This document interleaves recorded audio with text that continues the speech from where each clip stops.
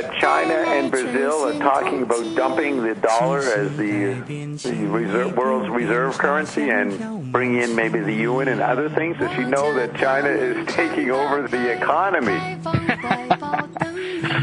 Well, this is something that I've experienced with a lot of Chinese people. I've probably met at least 10 or 15 people and interacted with them. And all of them from the middle class. And when I talk about that, they find it preposterous and absurd, and basically say, look, the United States is a great power, and they run the world, and we're just this little country over here, and minding our own business and doing our thing, and and there's no way that we own everything. Wow. Do they know that the opposite is true? Do they know that?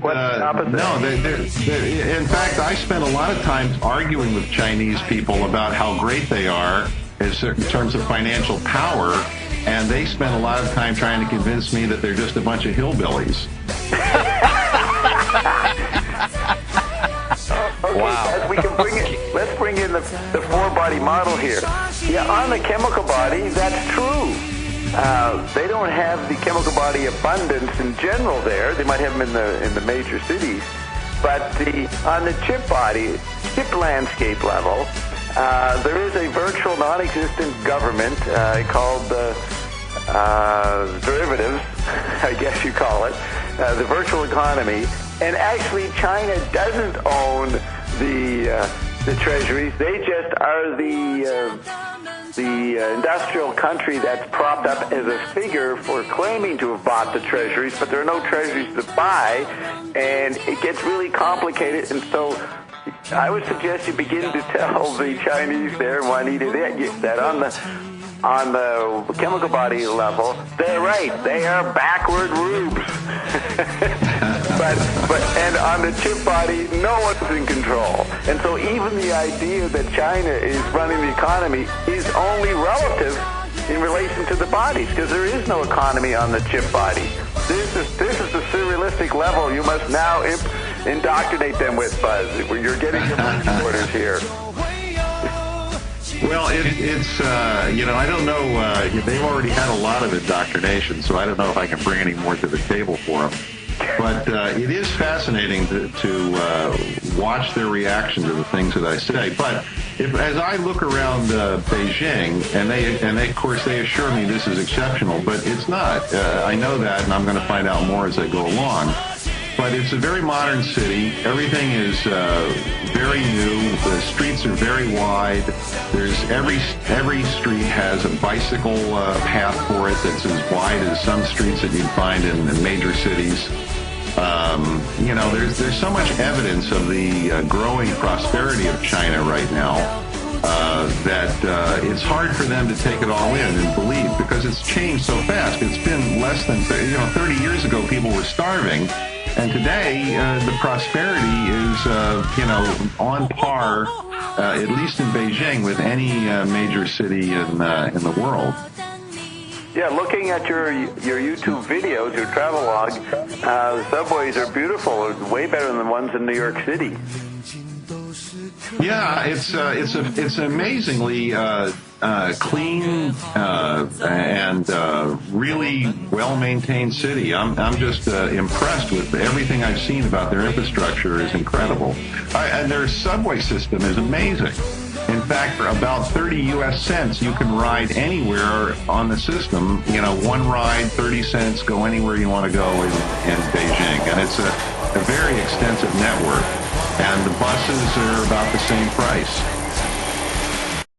So on the chemical body level, on the industrial scale, they're redoing the 20th century, as McLuhan said, as an art form. They're redoing, for the chemical body, a better ecological setup than what we did in the West in the 20th century.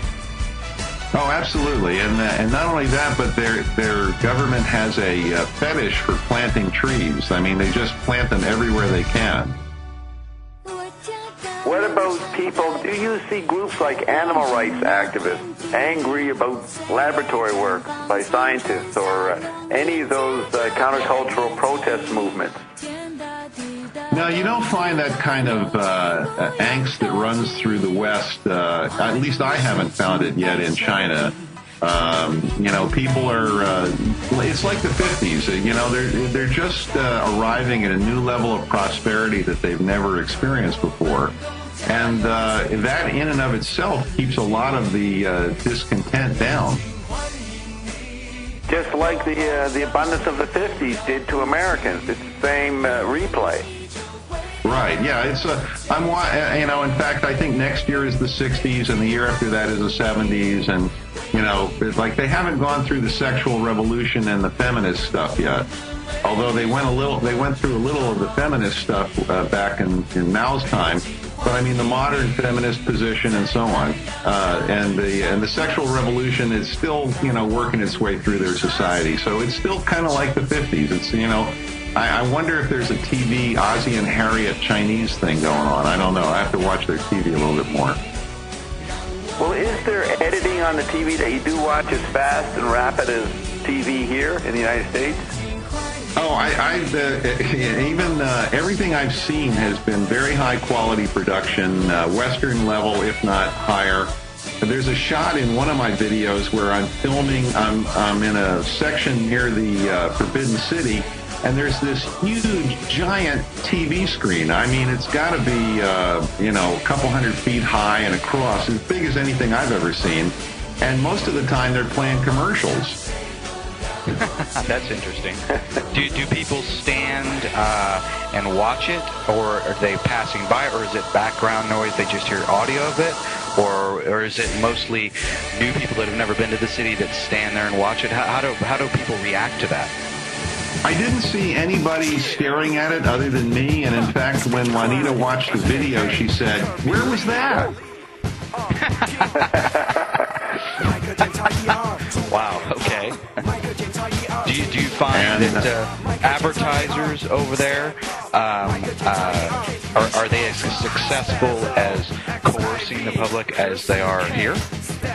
Well, I don't know how successful. Well, I'm assuming they're successful, but they're ubiquitous. You get on a subway, and every subway car has at least 2 or 3 TV monitors. Every bus has at least 2 or 3 TV monitors, and all they play is commercials. Like the other day, I was going to film a KFC commercial that kept replaying over and over and over again on the bus I was on. Wow. Commercials for American products? Oh, yeah. There's plenty of American brands here. KFC and McDonald's. I saw an Outback Steakhouse the other day. There's plenty of Starbucks all over the place. I mean, if there weren't so many Chinese people here, you would think you were in some